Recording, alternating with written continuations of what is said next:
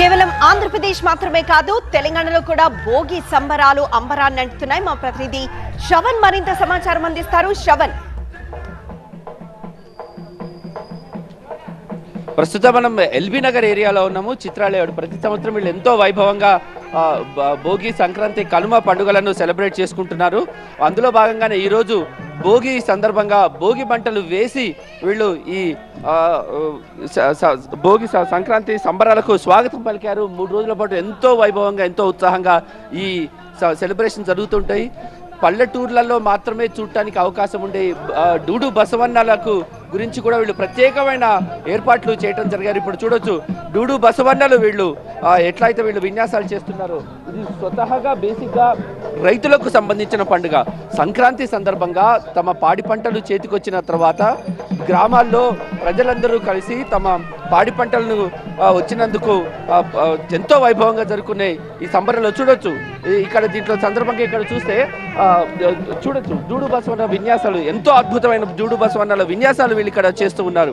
ప్రతి ఏటా కూడా అంటే తెలుగు సాంప్రదాయాలను, తెలుగు సంస్కృతులను, తెలుగు ఆచారాలను ఎక్కడ కూడా వీళ్ళు మిస్ అవ్వకుండా నగరంలో ఈ పల్లెల వాతావరణము, పల్లెటూర్లలో ఒకప్పుడు పల్లెటూర్లలో మనం చూసిన భోగి, సంక్రాంతి, ఈ కనుమ సంబరాలు ఎంత వైభవంగా జరుగుతాయో అట్లాంటి వాతావరణాన్ని, పల్లె వాతావరణాన్ని పట్టణంలో సృష్టించి ఎంతో అద్భుతంగా వీళ్ళు ఈ భోగి సంబరాలను జరుపుకుంటున్నారు. పూర్తిగా కూడా తమ సంస్కృతి, సాంప్రదాయాలు, ఆచారాలు, వ్యవహారాలు ఇవన్నీ కూడా ఎంతో అద్భుతంగా నిర్వహించుకోవడం జరుగుతుంది. ఒకసారి వీళ్ళతో మాట్లాడి చూద్దాం.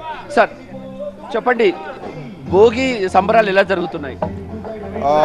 మహేశ్వరం నియోజకవర్గం ఆర్కేపురం డివిజన్ చిత్రాలేఅవుట్ కాలనీలో భోగి సంబరాలు ఘనంగా కాలనీవాసులతో కలిపి జరుపుకుంటా ఉన్నాం. మరి ప్రతి సంవత్సరం కూడా ప్రతి పండగ ప్రాశస్త్యాన్ని మా పిల్లలకు అందించి భావి తరాలు ఈ పండగల ప్రాశస్త్యాన్ని, సంస్కృతిని గుర్తుపెట్టుకోవాలనే ఉద్దేశంతో మా కాలనీలో కాలనీ నివాసులందరం కూడా ఈ పండుగను జరుపుకుంటా ఉన్నాం. మరి భోగ భాగ్యాలతో తులతూగాలని కోరుకునే ఈ పండగలు చేతికొచ్చే రోజు మన దగ్గర కూడా మేము ఎక్కడి నుంచి పల్లెల నుంచి వచ్చి ఈ హైదరాబాద్లో మైగ్రేషన్ ఇక్కడ మేము వృత్తిరీత్యానో వ్యాపార రీత్యానో ఇక్కడ చేరడం జరిగింది. మరి మా పల్లెల్లో ఎలా ఉండేదో ఆ వాతావరణాన్ని ఇక్కడ తీసుకురావాలనే ఉద్దేశంతో ముఖ్యంగా పిల్లలకు ఈరోజు ఉన్న సోషల్ మీడియా ప్రభావం కానీ ఇతర అడ్వాన్స్ టెక్నాలజీ ప్రభావంతో పిల్లలు పాశ్చాత్య ధోరణి పట్టకుండా మన సంస్కృతి సాంప్రదాయాలని నిలబెట్టే విధంగా మా కాలనీ పెద్దలందరం కూడా మన పూర్వీకుల చరిత్రని, పండగల ప్రాశస్త్యాన్ని తెలియజెప్పాలనే ఉద్దేశంతో కాలనీలో ఘనంగా చెప్పుకుంటూ. మీరు చిన్నప్పుడు చేసుకునే భోగి, సంక్రాంతి ఎట్లా ఉంది, ఇప్పుడున్న పరిస్థితి ఎట్లా ఉంది? చిన్నప్పుడు మెమరీస్ ఏమైనా చెప్పగలుగుతారా? ఖచ్చితంగా అండి, ఎందుకంటే మేము 90s జనరేషనే.